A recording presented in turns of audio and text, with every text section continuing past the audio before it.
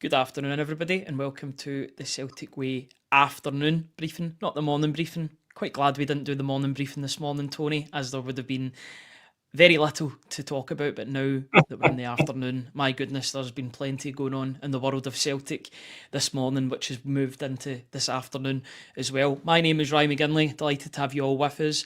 I'm joined by Tony. Tony, how are you doing? What would you make of what's going on at the moment before we get going? Where do we start? First and foremost, I'm fine, Ryan. I'm very well. I hope you're all well too. Hope you're good. We'll get into this, Ryan, but my goodness, you could have, you and I, as ordinary rank and file Celtic supporters, could have put money on that happening. Yeah, I think we all saw it coming. We knew that there was going to be protests of some sort today. The fact that the banners were put out overnight as well would suggest that, and it's then spilled over into the AGM this morning, into this afternoon as well. But Tony, first of all, before we get going and discuss everything AGM wise, I'd like to say a massive thank you to the sponsors of this video, as well as all the videos that we do. They are It's Simply Furniture on the right hand side. They're located in Hillington, Glasgow, and they're an independent brand dedicated to bringing luxury and contemporary style into homes across the UK. With over a decade of experience in furniture retail, they meticulously source only the finest pieces, curated for quality, comfort and timeless design. From elegant sofas to statement dining sets, their hand-picked collections offer exceptional value without ever compromising on style.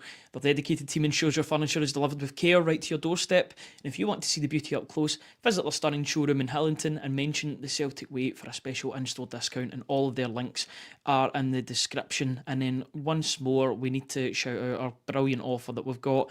The Black Friday deal. Get 1 year of the Celtic Way for only £12, plus you'll get a free Shinsuke Nakamura print from renowned football artist made by Frankie. All the terms and conditions are at www.celticway.co.uk/subscribe. £12 gets you a year of the Celtic Way and a Nakamura print, which is definitely something to be admired for sure.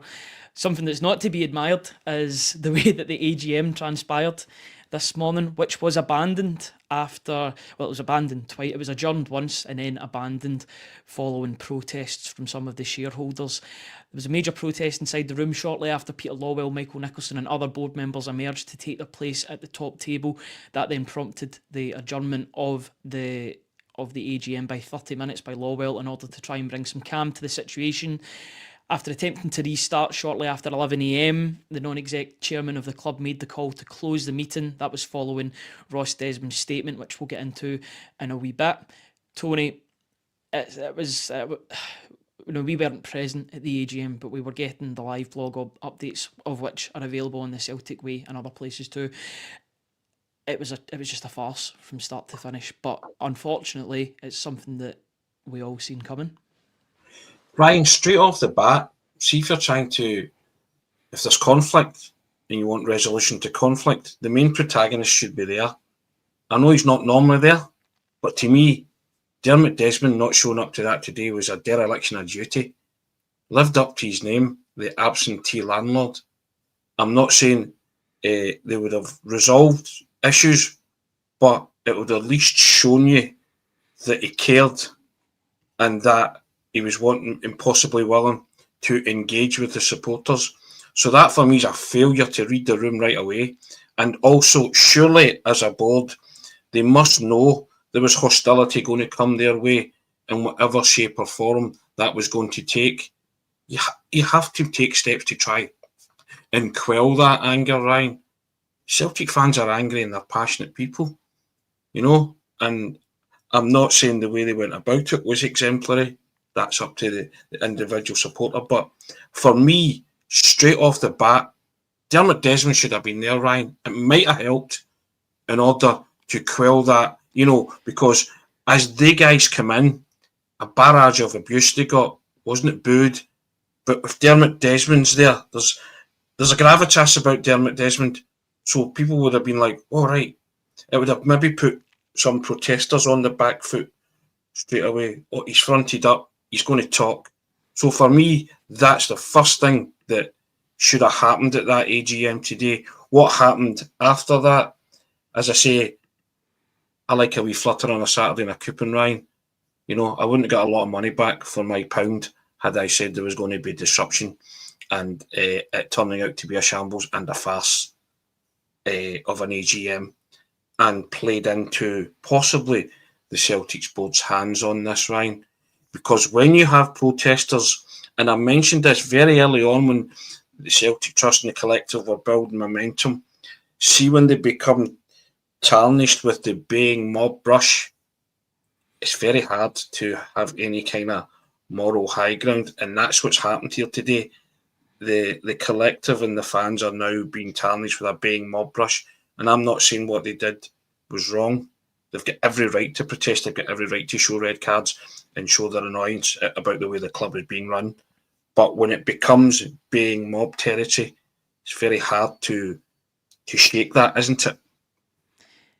It is, but did it go? Did it go to those levels? Now we heard laughs and jeers from the video, and when Ross Desmond was No, putting out his I'm not saying it pre-written went to those statement. levels. I'm saying it's been portrayed as that. That's the problem now. That's what's I suppose, yeah.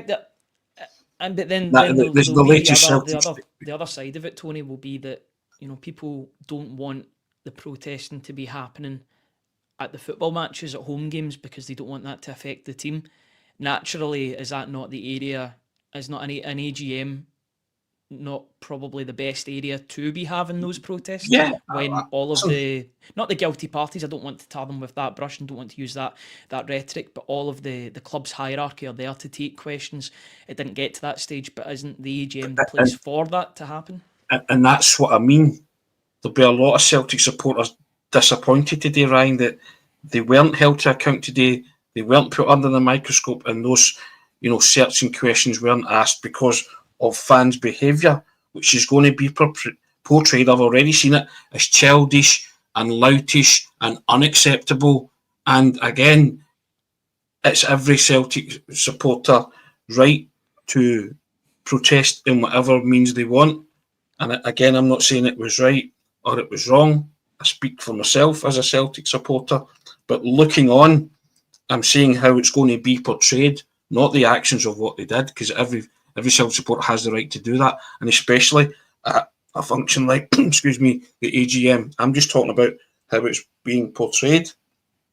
And, and for me, I get back to it. Dermot Desmond should have been there.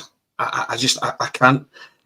Again, a colossal failure of that Celtic board to read the room or really want to address any of the burning issues that the supporters clearly felt strongly about.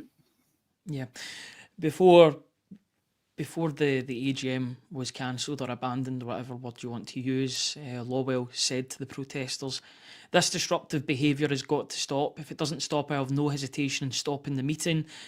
10 minutes later, when the decision was made, he added, I'm going to have to apologise to those supporters who have the best interests of the club at heart, but I'm going to have to draw the meeting to a close. The board left the top table to angry shouts and chants of sack the board. There was no votes on resolutions today, nor a Q&A session. Then the Celtic released a statement, and I want to read out the statement before going on to what Ross Desmond had to say, because I think that's a whole different can of worms altogether, to be honest, and it needs to be read in its entirety. Celtic then put out a statement about 30 minutes, an hour later, saying, regrettably, due to the continuing disruptive conduct of a small number of individuals, it didn't really look like a small number of individuals in those videos for sure, preventing the orderly management of today's AGM, we were required to conclude the meeting earlier than we had planned. Such conduct is completely unacceptable and hugely disappointing, and while today's events are completely out of our control, clearly we regret the impact on our shareholders who were deprived of the opportunity to take part in an orderly and constructive meeting. Chairman Peter Lawwell called a poll on the resolutions at the end of the meeting, the results of which will be made available once counted and verified by our registrar. Should any shareholders wish to raise a question, they can do so by contacting our investor relations department. So the T's and C's at the end of that. Yeah, it didn't look like a small minority of supporters. The videos clearly show a lot of red cards being shown to the club's hierarchy. It's clearly a fan base, and listen, there has been barbs thrown at, or barbs aimed at shareholders before at AGMs for asking silly questions. But there seemed to be a real boiling point today, and that really came across in the AGM. It's clear that the Right, supporters aren't happy, and they showed that today. Ryan, the rhetoric used there in that statement, disruptive, unacceptable, disappointing, that's what I'm talking about. And that's what I didn't want for the Celtic Collective and the Celtic Trust members and those who were protesting. I didn't want that because I think they've got a legitimate means of protest. Of course they have, because they're upset at the way the club is being run. But that's what I'm talking about that becomes the baying mob mentality, doesn't it? The pitchfork stuff and all that. And that's what I did not want for the Celtic Trust and those who protest.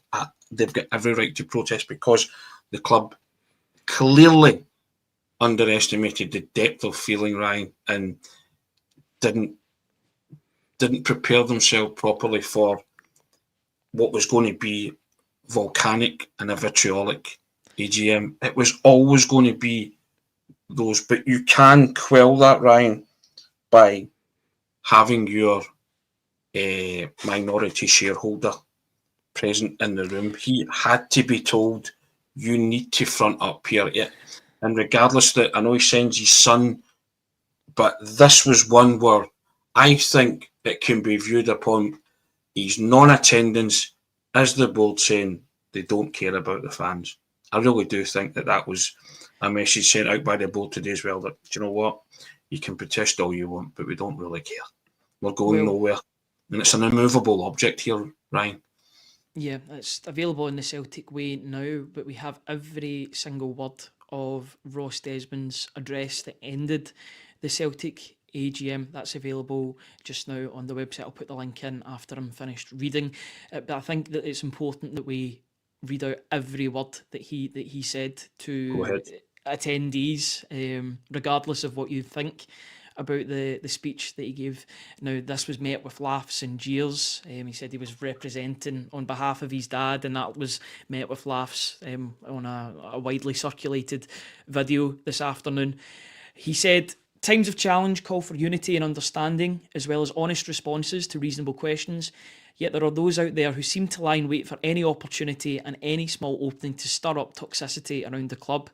Let me start by dispensing with the absurd caricature some people spread about my father and state some of his Celtic credentials. He's a passionate and lifelong Celtic supporter. He first put money into Celtic more than 30 years ago when Fergus McCann asked him for help. He became the principal shareholder when Fergus sold out, and he took on the responsibility that came with that. He wants the club to be healthy, successful, and still thriving decades and even centuries from now. The board shares those desires, and that's why the board represents financial reality. We act prudently, not recklessly. Those who accuse the club of hoarding cash or being in it for the money display a deep misunderstanding of financial responsibility. The board's fiduciary duty of care is to the shareholders, to the supporters, and to the future of this club. We don't declare dividends to distribute surplus cash to ordinary shareholders, as many other businesses do. Cash is retained and used to sustain and develop our club. As Chris Mackay explained in the video, Celtic must maintain strong reserves and contingencies to protect against unforeseen circumstances. That financial strength is what gives us independence, stability, and the ability to make our own decisions and not be beholden to anyone else. Those who talk about the club not having kicked on in Europe since 2003 ignore the enormous change in the financial landscape of football in that period. It's created a gap which keeps growing and challenges any club playing in a smaller European league. Most supporters understand that. Of course, clubs can still punch above their financial weight, and we should aspire to that. But if you swing and miss, you risk the very stability of the club, and that would be profoundly irresponsible. Independence of the club financially was jeopardised in the mid-90s. We must never allow ourselves to fall in that position again. We constantly strive to improve, to become more competitive, to go deeper into Europe, and there's no doubt we get things wrong and we make mistakes and we try to learn from them. Our model is far from perfect, but for the most part it has served this club well over the past 20 years. So we will not be bullied by aggressive or irrational factions. We will not be railroaded by those whose only vocation in life is to be anti-establishment and by those who try to degrade the club. Our focus is on what matters, improving this club step by step, systematically, without ever risking its future. Improving recruitment, investing in data analytics, upgrading facilities, enhancing the stadium, and trying to make Celtic stronger in every way. Criticism and advice are welcome in the right of every supporter, but some of what we have seen recently is not constructive. It's destructive and cynical. All it does is strengthen our resolve to protect the integrity and stability of Celtic Football Club. Our board, led by Peter, and our executive, led by Michael, are dedicated to the Celtic people. The attempts to dehumanise and vilify them are shameful. These are people with families. They love the club every bit as much as anyone here, and when we are not performing, they suffer just as much as anyone. They work tirelessly, often under intense pressure. They do an outstanding job for this club, and we are very lucky to have them. Of course, we are not blind to our shortcomings. We can communicate better, we can recruit better, we can compete better, but we will do it responsibly, sustainably, and always in the best interest of Celtic. Celtic was founded as a club open to all, and we have a tradition of having the greatest fans in the world. We must now protect that reputation that was created over generations. The behaviour of certain sections increasingly brings the club and its fan base into disrepute. The incident a few weeks ago at the Falkirk match was symptomatic of wider problems. These people are bullies and they try to hijack the good name of Celtic supporters. We cannot allow them to define who we are. I'm well aware of the target I put on my back when I say this. The floor is yours, Tony, after that statement. What do you make of what Ross Desmond, who was there on behalf of Dermot Desmond, had to say?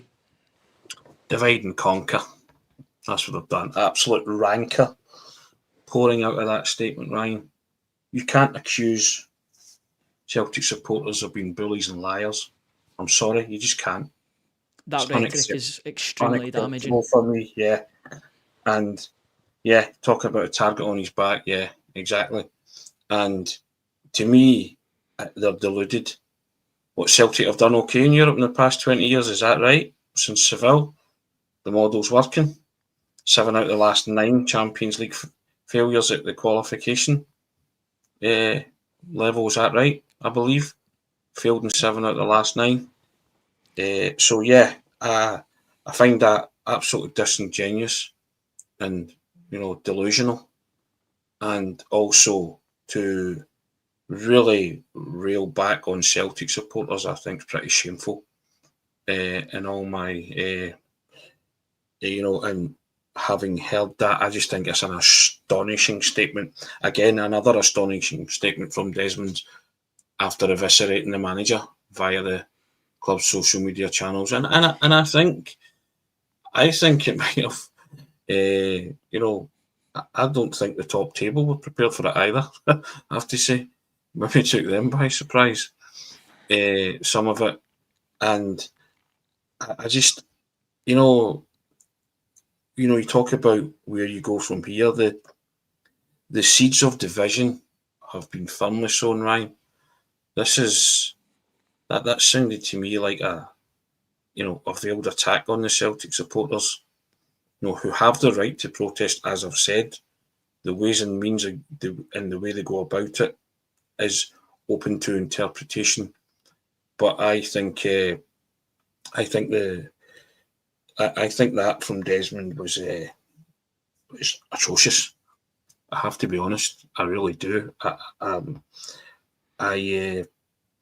And also, I think it's pretty insulting to Celtic fans' intelligence. We know where the club is in terms of European stature and, the financial challenges that they face, but it doesn't stop other clubs from being the best representation that it can be at that level. So listening to that, I just think that insults my personal footballing intelligence. Again, I don't speak for everybody, but it insults my footballing intelligence, and to label Celtic supporters bullies and liars, for me, it's just a step too far, Ryan. And that's what I'm talking about in terms of the rhetoric that's been used. It's very strong, and it all feeds into that baying mob mentality, which was never which was never what I wanted for the likes of the collective and the trust, because I think they've gone about their business thus far pretty exemplary. And you say if you can't protest at an AGM, when can you protest? But I think a real opportunity was lost today to really hang their feet over the fire and get them to answer questions, right? Via the Q&A. And I think that's what a lot of Celtic supporters will be disappointed with, that didn't take place. Not the protests, but the Q&A didn't take place. And also I think that there's an element of me that thinks that this is played right into the board's hand. They maybe did anticipate it, and it's maybe what they wanted all along, to call a halt to proceedings. In terms of what I would say is the lack of progress on the managerial hunt as well, the fact that won't be questioned by those shareholders that were in attendance, because I think that would be one of the top. That would have been one of the top items on the agenda at the AGM. Where is the manager 3 weeks on from Brendan Rodgers' departure? What did the shareholders, what did the wider board make of Dermot Desmond's statement on Brendan Rodgers 3 weeks on? These were questions that were begging to be answered. People were really desperate to know the answers to these questions, but unfortunately, as it stands right now, with no new date for a separate AGM, if there is going to be another AGM, these questions remain unanswered. And the Desmond statement, yes, it was a lot to read out, but I thought that it was important that everybody hears what the largest shareholder at Celtic thinks of some of the Celtic supporters. And it's not as if he hasn't been at Celtic Park. He was there 2 weeks ago, 3 weeks ago for the Falkirk game. He was in attendance. If he could make that game, why couldn't he make the most important AGM in the last recent history? I don't know, 20 years. Ryan, this club is dysfunctional from top to bottom, utterly dysfunctional, and the fact that we have an interim manager that we all love so much is papering over cracks just now. In terms of and that's something else, Tony, because he'll have to answer questions today on what transpired, and that's not within his remit. And it'll be unfair, and I think hopefully he'll deflect it back towards the football, because that's what he's here to do, just to steer Celtic. And at the minute, we lack leadership. We're rudderless at every possible position. We're rudderless in terms of the board.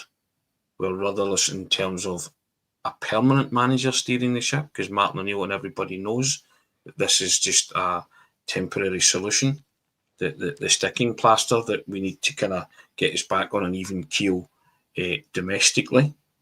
I said the other week, and lots of people misunderstood what I said.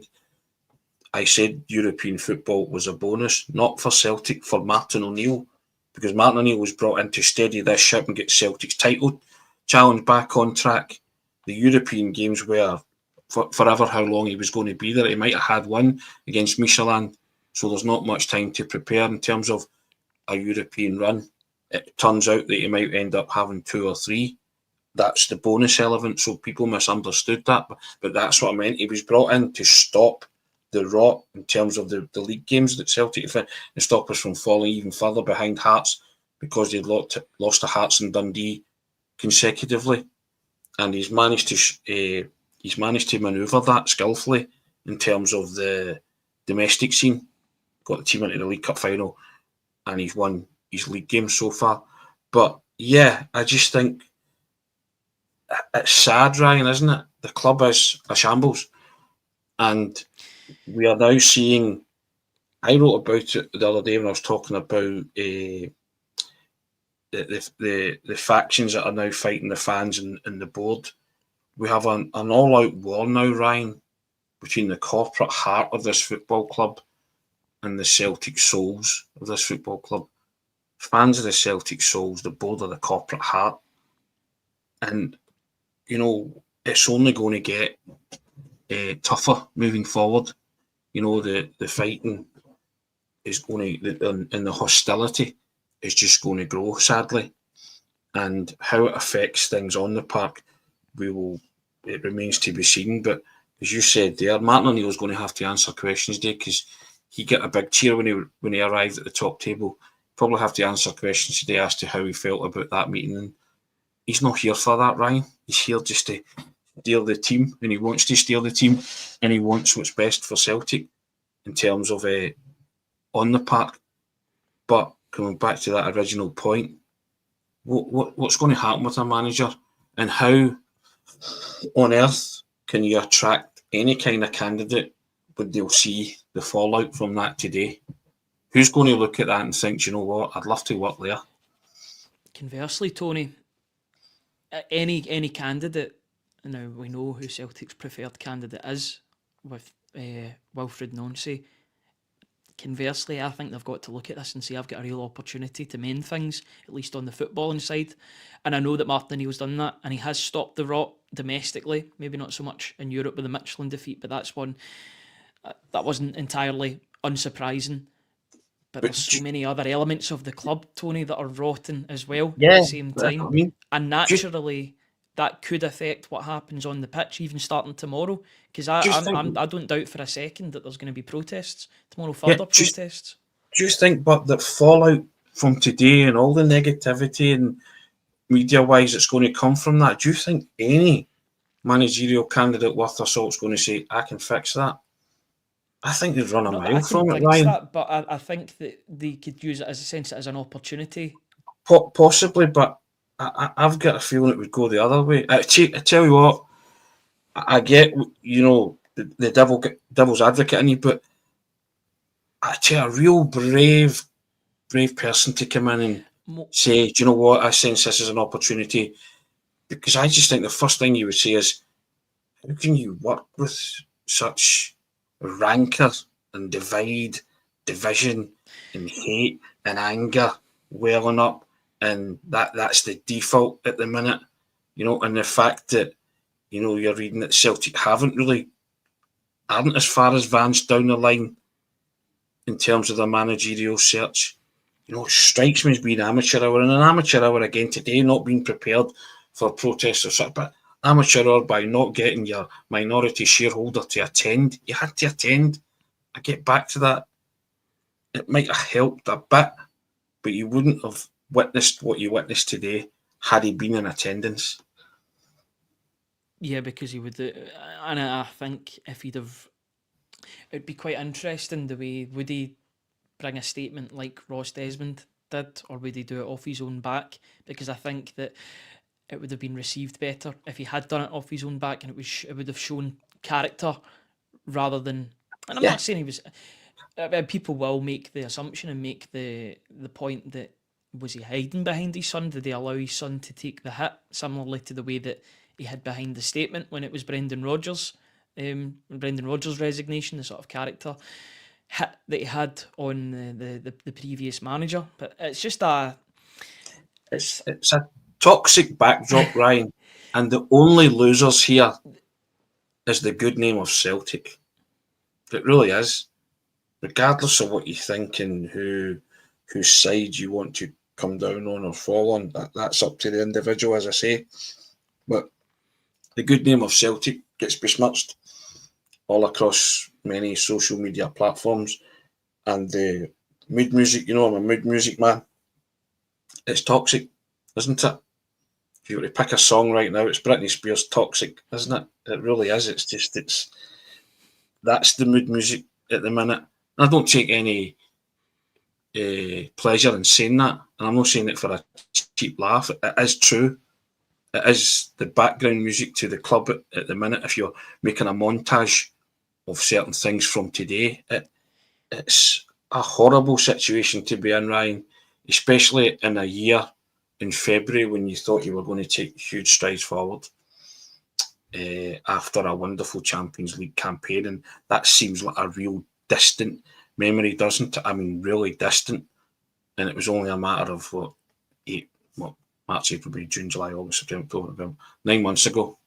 I was going to say 9, but I had to count my fingers there, Ryan, just to make sure I was correct. But yeah, you know what I mean? So, and I think that many things are to blame and many people are to blame, but you can't sit up at that top table and really sit there and tell people that you've done your job. You know, that at boardroom level we've been pretty good. Come on now. You know, come on now. Again, that's Well, even insulting just my going back, football Tony, going back 3 weeks intelligence. ago to the statement that Dermot Desmond, and people have been quite rightly posting that again off the back of today, off the back of that statement from Ross Desmond by Dermot Desmond on Dermot Desmond's behalf, of course. Regrettably, his words and actions since then have been divisive, misleading, and self-serving. They've contributed to a toxic atmosphere around the club and fueled hostility towards members of the club as well, etc., etc. The words that were used today, such as bullying, that's the biggest one for me. Yeah, Does that not contribute to a toxic atmosphere around the club? without a doubt. I just, you know, there's just so much wrong with this football club at the minute. And, you know, they're trying to point to the positives. We've got millions in the bank and you're a successful football club. That's all fine and well, Ryan. I think we're a successful football club in spite of those who are allegedly running it. It's been all due to good managers and good players, which is what everybody cares about, really. They care about the Celtic soul is the football side of the operation, Ryan. It's about results and being successful. Yep. And Just on, gonna go. just on Martin O'Neill. He did speak to the media, and the full quotes will be coming out in the Celtic Way very shortly. But I'm just going to read some of them out. He said that it was a really sad day at the Celtic AGM, and he's also called for a coming together between the fans and the hierarchy. I think that'll be easier said than done at this moment in time. He said that Ross Desmond had every right to say what he did. Peter Lawwell and co were shocked. And then he also, at the end, said Jock Stein would have been disappointed with the events that took place today. What's your thoughts on that, the first time you're hearing that? I think it's a pull on the heartstrings, isn't it? By mentioning the legendary figure that is responsible for the creation of the modern day Celtic. But yeah, I think he'd be aghast at what went on today. And It's a I risky think Martin, move. It's a risky move naming people like that, I would say. That's of just my course, personal opinion on of, things. of course it is. It's strategic, and I get it. I understand why Martin was chosen to say that. Bearing in mind he's there because he's friendly with the Double D, so that's another thing. But Ryan, there is. I think the board and the supporters are the length of the Royal Mile apart in terms of their strategy and their thinking now. And I think that chasm will get deeper and deeper and deeper. I think that divide will grow stronger and stronger. I hate using words like hate and anger, but that frustration is going to boil over and it's going to manifest itself in many protests. And there's also that element of him saying that Celtic supporters are anti-establishment as well. You know, that I don't think that's gone down well with a lot of the Celtic fans either. You know, so it's listen, if change is going to come, it doesn't seem like it's anywhere near after today, does it? And I think the word dysfunctional doesn't really do it justice, but my goodness, you know, Celtic have a lot of problems here, Ryan, and the solutions are certainly not forthcoming and the answers are not forthcoming. It's going to be a real jarring and butting of heads because Celtic trust, the Celtic collective, the Green Brigade, they ain't going anywhere soon, and neither are the Celtic board from basically what's the words, the rhetoric that's been chosen to be said at the AGM today. Just on the managerial situation, Martin Neal said that something will happen in the very, very near future. He said that he was speaking to Sky Sports. So it seems that the wheels are in motion when it comes to a new manager coming in, which I suppose is one positive that can be taken. That message could have been delivered today at the AGM. It could have been delivered a couple of hours ago, but unfortunately it didn't get to that stage. Before we finish Ryan, off, Tony, there's a comment here. I just want to bring this up. Again, don't misunderstand me. I am not calling the supporters a baying mob. I am saying they will now be portrayed as a baying mob by certain sections of the media because of their conduct. So, again, it's important to listen to what I'm saying when I'm talking on a podcast. I never ever wanted that for the Celtic Trust and the Celtic Collective. It was what I said very much at the start, that protesting is fine, and the way they were doing it I thought was pretty exemplary, and I was very much behind it. But the minute it became the rhetoric being accusatory and that the being mob mentality, which is how it was going to be portrayed today, I've already read various things. So, John, please don't misunderstand me. I am not labelling them a baying mob. I am saying they will be labelled a baying mob by certain sections of the media because of the way events unfurled today. yes, that is very much the case. Finally, just before we wrap up today's show, because I'm aware that we could go on for about an hour talking about the same things, but it's a developing situation. There's still the fallout to come in the days and weeks ahead of what transpired today at the AGM. But Tony, in your opinion or in your view, what happens next? Where does Celtic go from here? You've heard from Martin O'Neill, you've said it's a sad day for all involved. You've heard about the fact that a manager is near, or Martin O'Neill has certainly been briefed that a managerial appointment could be close in the coming days and weeks. Where does Celtic go from here, and how do they mend what is very clearly a fractured relationship between the board and its supporters? Well, there'll be protests a go now, Ryan, won't there? Both home and away, I think. And it'll all be directed, the ire and anger will be directed at the board, most certainly.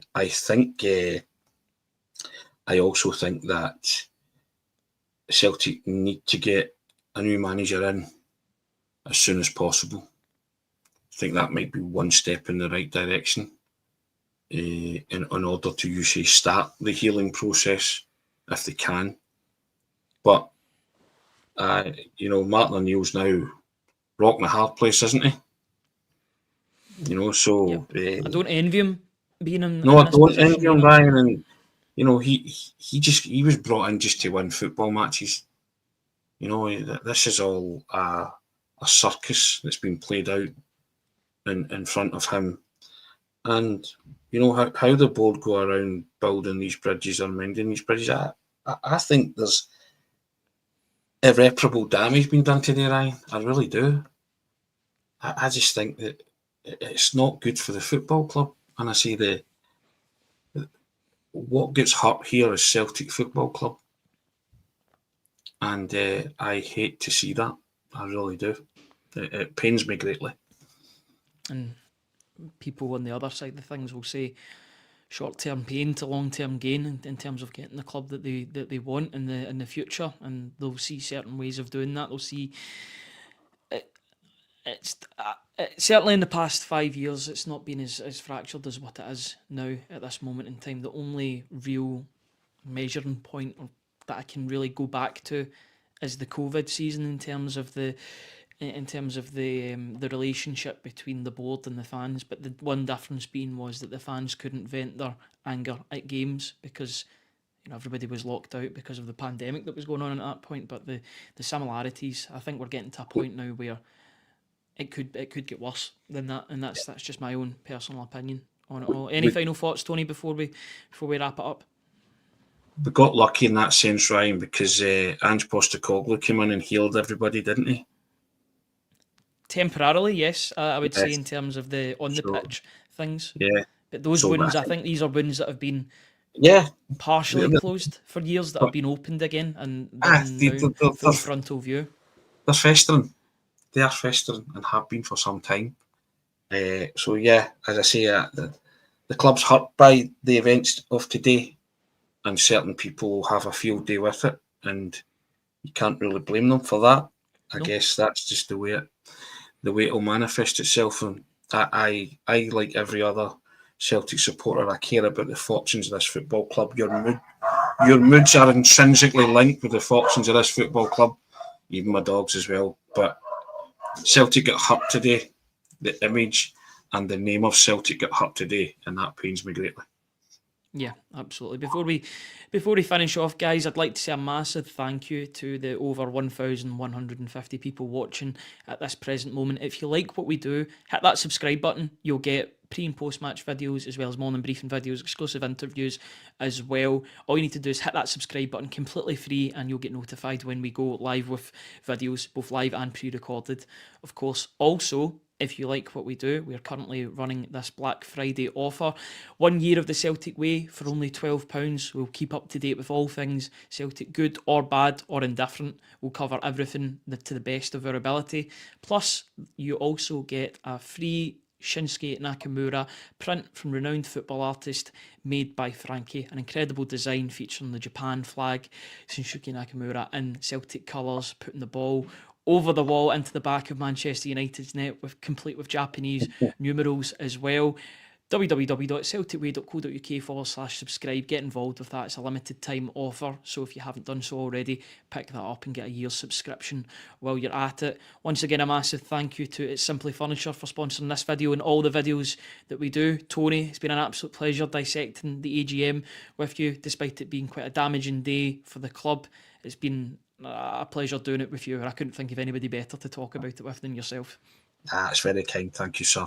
Likewise as well. So, yeah, if you can, enjoy your day, guys. Enjoy your weekend, if result permitting, of course. It always is. And we'll have all of Martin O'Neill's quotes post AGM available on the website as soon as we've got them, as well as the player that gets put up for the media. I don't envy them at all. I don't envy the pair of them, to be honest. After today's events, I'm sure that'll be the first thing that they're asked, unfortunately. But so be it. That's the way that the cookie crumbles at the moment. Tony, it's been a pleasure being on with you today. Thank you so much for joining us. Thank you to everybody in the comments for joining us, all of your questions. So we couldn't read them all out. Even to those that aren't commenting, we appreciate your company and support. Thank you, everybody, and we will see you back on the site sometime soon. Cheers, guys, and have a very good rest of your Friday afternoon. Thank you.